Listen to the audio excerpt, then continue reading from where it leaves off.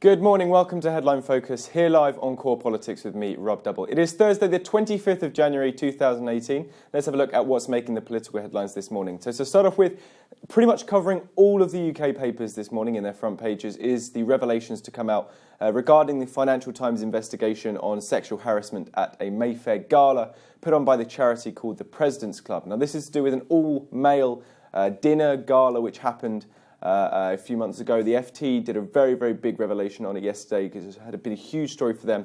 And the fallout politically is coming through right now. Just to say about the charity, the President's Club itself, it's raised over £20 million for various charities over the past 30 years, or more than 30 years. However, it has now confirmed that it is closing following the revelations of its most recent event. But let's think about the political backdrop to this. Nadhim Zahawi, he's a Minister for Children and Families. He's still a minister, despite the fact his attendance at this gala has been confirmed. Now, what he's saying is that he arrived at the event and he left about an hour and a half after getting there because he was so uncomfortable with the atmosphere that was there. Dinner went on into the early hours of the morning, so he left very, very early on in the night, and he says that he did not see any horrific events reported by the FT. Now that's interesting enough in itself to see what comes of that, particularly in the context of him, but also if there are any other further revelations regarding political figures or political donors who are at this event from all parties. But the second element to this is what the BBC has been running with, is regarding the non-disclosure agreement that the women working, particularly the waitresses and the women staff, had to sign before the event. Now, according to the BBC, who've got a copy of it, it said, absolutely nothing must be discussed/disclosed before, during or after the event to anyone, your flatmates, boyfriends, work colleagues, ever. Now, obviously, that is a very total NDA agreement, and the Times is reporting as a result of this that Theresa May, the Prime Minister, is going to target and clamp down on these type of gagging orders in the future. So politically, something might be coming of this news story as well. Let's have a look at where Theresa May is today, though. She is over in the World Economic Forum in Davos.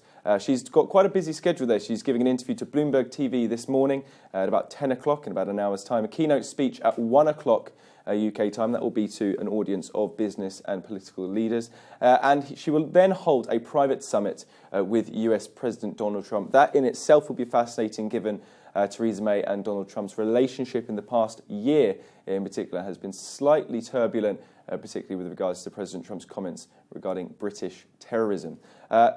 She has already been overshadowed, however, by former British Prime Minister David Cameron. Now, he was caught on camera and on microphone, although he didn't perhaps realise it, talking to a business leader, saying Brexit is a mistake but not a disaster, and actually being relatively positive about Brexit in the context of it's not as bad as actually what I thought, or we all thought it was going to be. That's quite an interesting line coming out today.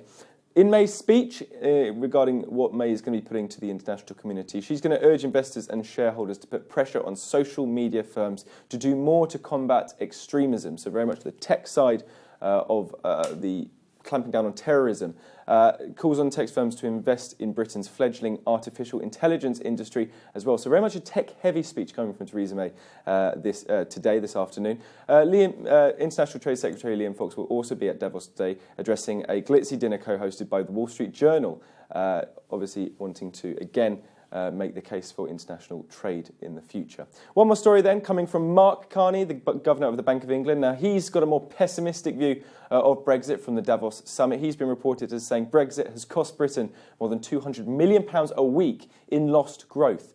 Now, this was during a private breakfast meeting put on by KPMG with business leaders in Davos. Politically, this is very dangerous for Mark Carney in the sense that it's undermining Boris Johnson, who's made these big claims about the Brexit dividend for the NHS. After Brexit actually begins and has happened after March 2019. But also, if you remember in the context of the actual referendum itself, Jacob Rees-Mogg, a prominent Tory backbencher, and Lord Lawson, Nigel Lawson, former Chancellor of the Exchequer, actually called on Mark Carney to resign as the Governor of the Bank of England for getting too involved in the politics of the Brexit arguments and the Brexit referendum. This, no doubt, will regurgitate and bring up those claims again. In terms of the actual economic forecast, latest estimates show that the UK economy grew 1.8% in 2016 and 1.8% also in 2017. Slightly lower than OBR predictions from 2016, however, growth nonetheless. That's pretty much it for today. You're up to date. Don't forget you can find all the latest on what we're doing here on Core Politics on our Facebook page and Twitter right over here. But from me and all the team here at Core London, have a fantastic start to your day.